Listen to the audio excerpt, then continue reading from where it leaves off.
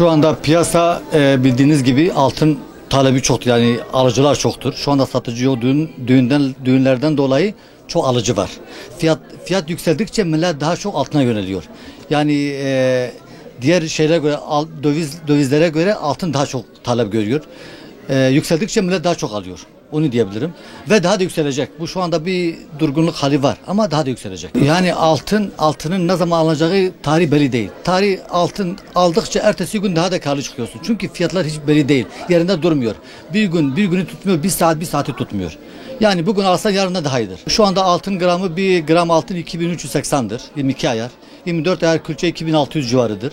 Çeyrekler 4200 seyrinde oynuyor.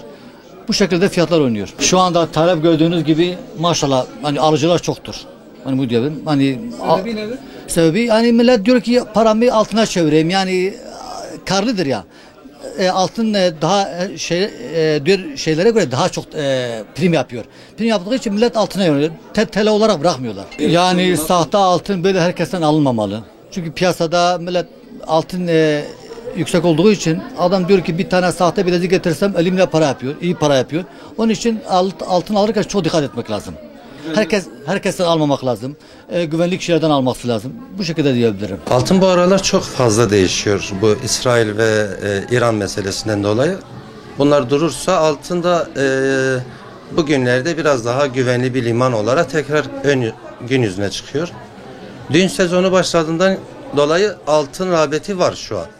Altının gün içerisinde tekrar dediğimiz gibi 20-30 lira yükselmesi artık bu aralar müşteri şey yapmıyor, etkilemiyor. Müşteri altın almak istiyor. Düğün sezonundan dolayı, altının aşırı yükselmesinden dolayı insanlar kaçırdığı fırsatı tekrar yakalamak istiyorlar. Piyasa bayramdan çıktık.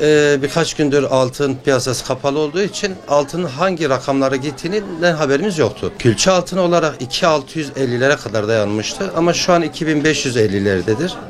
Altın İran ve İsrail savaşının düzelmesinden dolayı savaş çıkmadan, yani bazı kaos nedenleri oluyor. Kaos olmasa altın fiyatları düşer. Bundan dolayı altın bayramdan önce de zaten bir yükseliş yapmıştı bayram arifesi için. Daha sonra İsrail ile İran gerginliği yüzünden şu an bunlardan dolayı biraz daha sakinleşeceğine inanıyorum. Altın alıyorlar. Düğün sezonu başlanmış. Bugün de ayın 15'i olduğu için insanlar dediğim gibi kaçırdığı fırsatları yakalamak istiyorlar. Rağbet var. Geçen aylara göre daha fazla bir rağbet var. Yani yatırım tavsiyesi değildir ama kendi bildiğimizi, fikrimizi millete söyleyelim. Altın Amerika'daki FED faizleri düşüreceğini söyledi. Haziran ve Temmuz ayında altın aşırı yükseleceğine inanıyoruz. Bundan dolayı eğer Türkiye'de de dolar yükseliş yaparsa altın fiyatı 3000 liraya kadar çok rahat bir şekilde gitmesi gerekiyor. Aksi takdirinde Amerika'nın faizleri düşürmesi değil de yükseltmesinden kaynaklanırsa altın o kadar yükselmez. Yani tahminimizce altın zaten faizler düşeceği için Haziran-Temmuz ayında altınlar bayağı bir yükseliş yapar tekrar. Yani her zaman fırsat buldukça altınlarını alsınlar. İleriye dönük planlarını yapsınlar. Söyleyeceğimiz başka bir şey, takip etsinler aslında. Bunlarla ilgili pek bir şey diyemiyoruz çünkü biz anlıyoruz. Müşteriler kendi aralarında evde, iş yerinde birbirlerinden altın alıyorlar. Bunu yapmamaları gerekiyor. Biz burada kuyumcuyuz. Bunu yapıyorlarsa gelsinler, öncelikle bize göstersinler, daha sonra birbirlerinden alışveriş yapsınlar. Tabii bizim yanımıza gelsinler. Hayır, mesela evde bile, iş yerinde bile birbirlerine altın satıyorlar. Biz bunu görüyoruz, duyuyoruz. Bu doğru değil. Yani birbirlerine sahte altın farkına varmadan da satabilirler.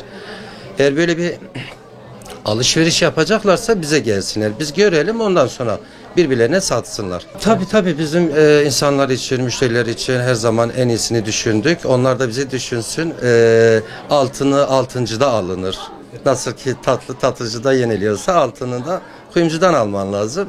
Ve şu var, her zaman hep bir yerden alışveriş yapsınlar. Müşterilerimiz son zamanlarda çok kuyumcu değiştiriyorlar. Mesela ben bir müşteri olsaydım yaklaşık bir 30 yıl veya 20-30 yıl eğer altın işini altın alıp satmış olsaydım tek kuyumcu olurdu. Yani hiçbir zaman kuyumcumu değiştirmezdim.